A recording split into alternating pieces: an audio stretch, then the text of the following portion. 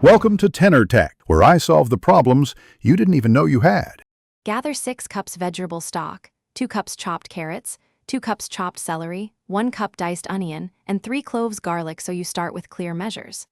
Choose 4 cups mixed vegetables such as zucchini, bell pepper, spinach, and 1 cup chopped tomato to balance texture and nutrients. Prep includes rinsing, chopping to 1/2 to 1 inch pieces, and mincing garlic for even cooking.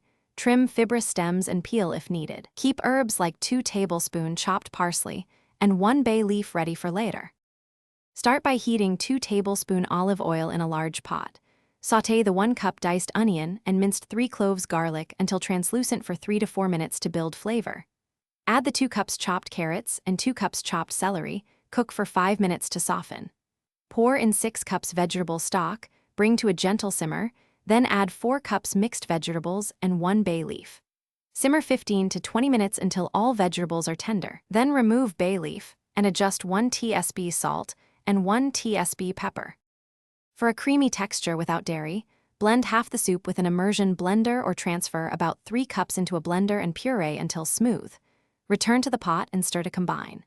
Taste and brighten with 1 tsp lemon juice, add 1 tsp olive oil if desired, and garnish each bowl with 2 tablespoons chopped parsley or fresh herbs.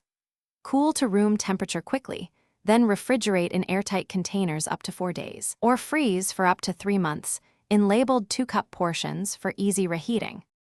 Thanks for watching. Subscribe to keep your life in tune.